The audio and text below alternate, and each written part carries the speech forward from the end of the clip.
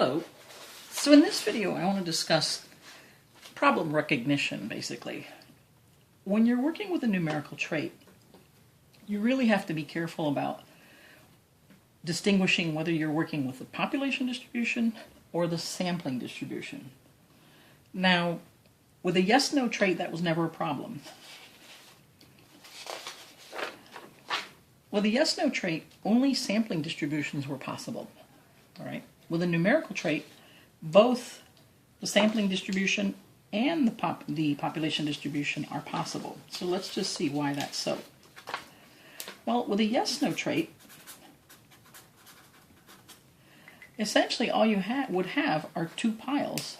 Right? If you were going to take the individual values, if you were going to say n equals 1, then I get a particular answer. I ask somebody a yes-no question like, do you have insurance or not? And they say yes or no. So guess what? Here's the yes pile, here's the no pile. You start putting in values into the yes pile, values into the no pile. Eventually you just get two piles. And that's it. That's your histogram. You can't have a histogram with just two piles. You're going to need at least 5. And these aren't numerical traits. The only thing you can do is add up the column. So the population distribution was never possible with a yes-no trait. All right? Only the sampling distribution. And how did we do that? Well, what we did is we said, okay, let's take the number of people that have the yes trait and divide it by the total number of people in my sample. And then I got a number. That number was a %, but it was still a number. And then I could start making a histogram. Okay? So with a numerical trait, you could immediately work with your values one at a time because they're actually numerical.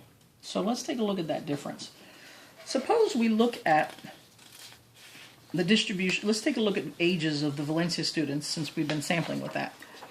So I suspect that the population distribution one at a time looks something like this. It's probably skewed to the right. You probably have a few people who are young going to Valencia, but most people, actually this would probably be a little bit taller here, are like 19 and 20 and all this. And then you have this rapid drop-off. You have quite a few people also in their 30s. They're coming at night. But then you don't have so many people out here. Okay, so it's definitely not normal. But what would be normal is the sampling distribution as long as you were taking samples of 30 or more. Now, I don't want to take huge samples to make this point, so I am going to work with this. Suppose we were taking samples of 5. We know that does not meet the central limit theorem, okay? But I just want to show you what does this look like visually, the difference between the population distribution versus the sampling distribution, all right? So let's take this first sample. If I had the individual values, I took the ages of individual students, and I got a student who was 19, 17, 32, 24, and 18. On the population distribution, this would look like I'd put in a little dot here at 19 because there's that value.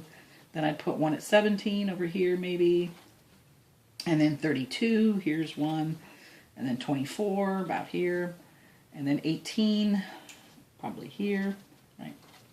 So those are those 5 values. 1, 2, 3, 4, 5 individual values.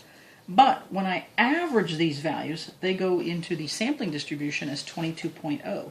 So that'd be somewhere, I don't know, let's put it about here. Okay.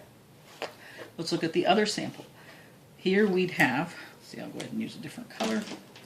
26, 19, 21, 19, and 22. So I'd put in 26, 19, 21, 19 again, and then 22. Let's say about here. Okay. But the average of these 5 values is 21.4. So that would be somewhere, let's see, probably somewhere around here. Okay, so that's just one little Y bar there. Okay. Let's do the third one. So let's say we had here 18, 43, 36, 17, and 0. So here 18, 43, let's say here 36, 17, maybe here, and then 20 right there. Okay. But the average of these 5 values is 26.8. So then I would come over here, 26.8, maybe about there. Okay? And finally, let's take a look at the last sample of 5, 20, 21, 24, 19, and 27. So we'd have 20, 21, 24, 19, and 27, let's say. Okay? But the average of these 5 values is 22.2. So let's say somewhere, I don't know, about here. Okay? You see the immense difference between the two. The difference is, in a population distribution, you take each value and immediately put it in a pile. There's no averaging. But in a sampling distribution, you first average, then you put in a pile. So that's a tremendous difference. All right? Thanks so much for listening.